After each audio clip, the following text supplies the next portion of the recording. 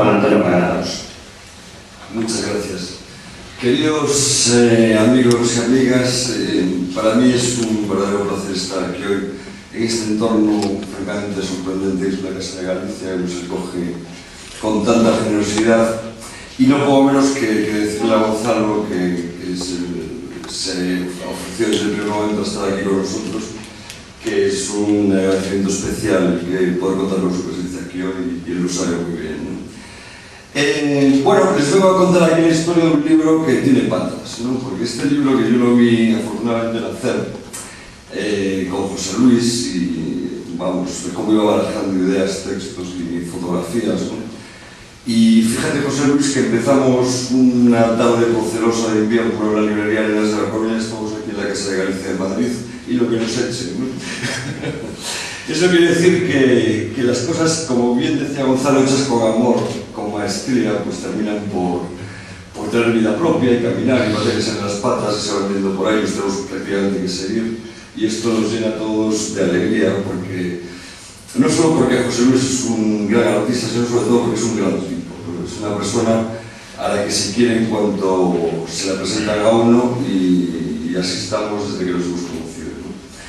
Y es también un libro, si me lo permiten, del homenaje al resfriado, y esto voy a tener que explicarlo, porque, claro, la segunda parte de los libros, como también decía Gonzalo, una vez que están así presentados y tal, pues parece que uno se los fabrica pues con 4 recortes, 2 líneas que hace por ahí, un día que se va con la familia a hacer fotos después de comer, y nos endiga un libro aquí al distinguido público, pero no es así en absoluto. Es decir, fíjense que es un libro, primero, de fotografía nocturna. Eso quiere decir que cualquiera, y muchos de ustedes seguro que han estado ahí, son coruñeses de adopción o de nacimiento, cualquiera que haya estado en los inviernos coruñeses sabrá lo que es salir a las 3 de la mañana a fotografiar sin flash ahí, plantado por la ciudad vieja, con esos aires.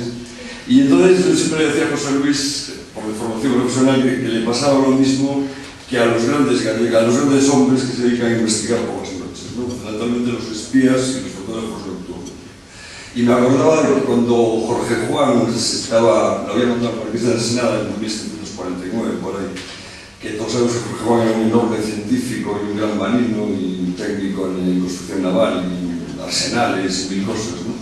Pero poca gente sabe que Jorge Juan era uno de los grandes espías de la corona española, y tal vez el más brillante de toda la corona española de su historia, ¿no? Y este hombre se dedicaba a ir a Londres a pasar frío, igual que José Luis, se ponía a dibujar barcos, pues cuando podía, agazapado en los bajíos de Charta, con un frío de narices, ¿no?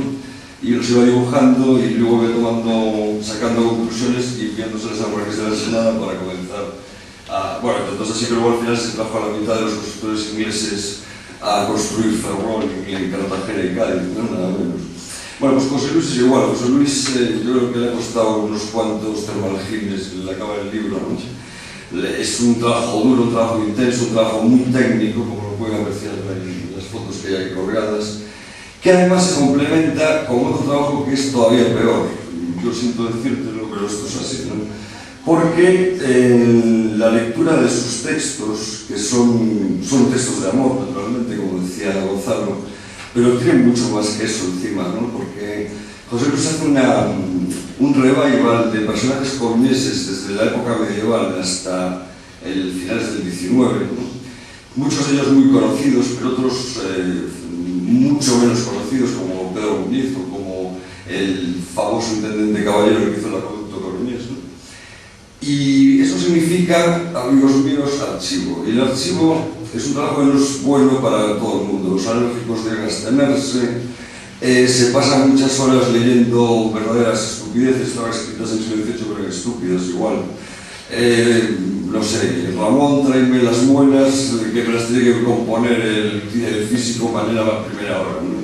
Y de repente encuentras el dato que viene bien para el libro, que esto es a la altura del miércoles, habiendo empezado el legajo el lunes, ¿no? Es un trabajo duro, pesado, de enamorados, de gente altruista, gente que ama verdaderamente lo que hace, ¿no?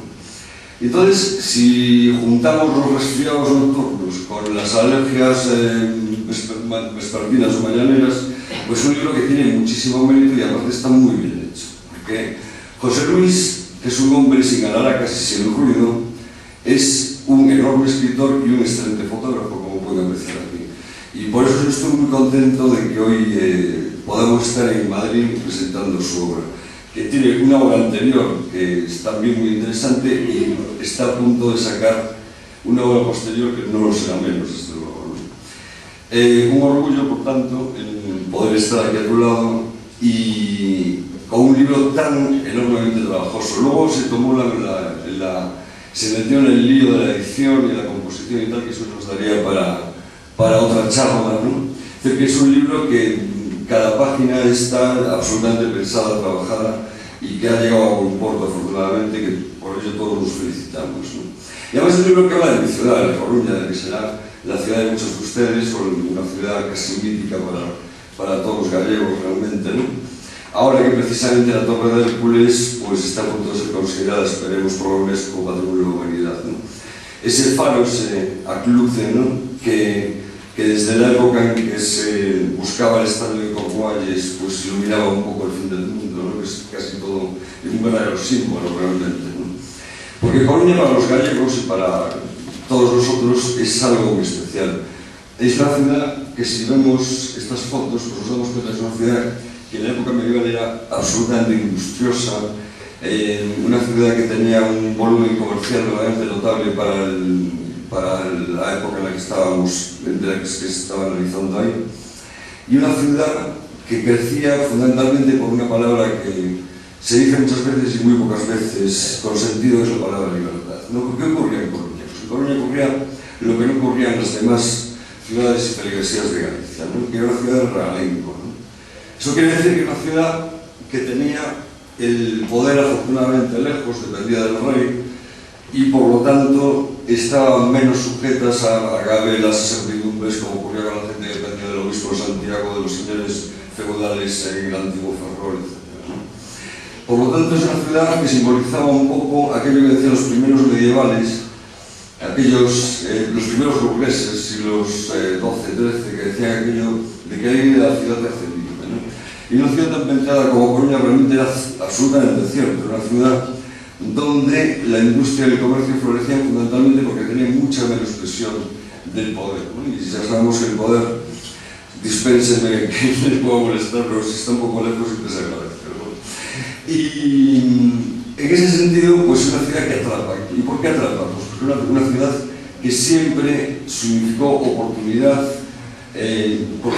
posibilidad de crecimiento y posibilidad de desarrollo personal, ¿no? Y eso es realmente fundamental y eso marca naturalmente a las personas que la habitan, que la habitaron, que la habitarán.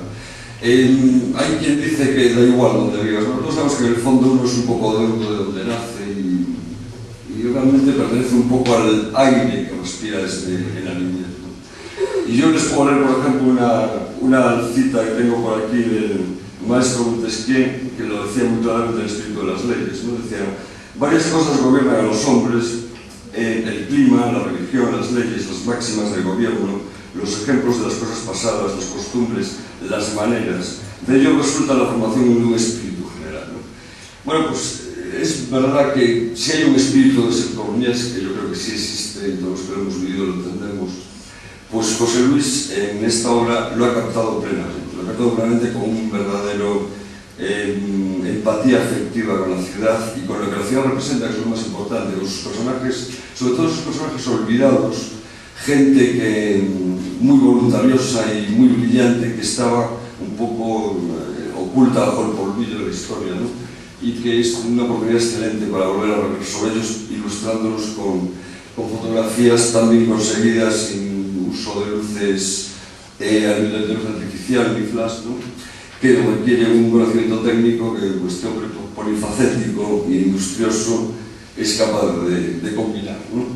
Porque José Luis, y ya acabo, me recuerda una cita que leí hace algún año, un par de años, en una entrevista que le había hecho a mi amigo Antonio Escotado en El Mundo, y él explicaba un poco las razones de por qué la gente industriosa merece la pena. Y a mí me parece una cita maravillosa que aplico absolutamente a José Luis, ¿no? Decía así: Aristóteles decía que los niños no podían ser felices, estaban haciendo siempre trastadas, porque eran incapaces de aprender a hacer algo bien.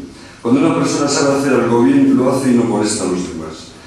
Cuando por neurosis, por torpeza, por ignorancia no es así, nos encontramos con gente problemática. El único antídoto contra el aburrimiento es la maestría.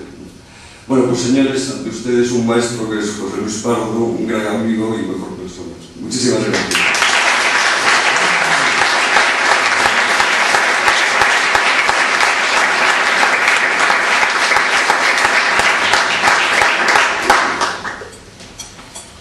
Buenas tardes a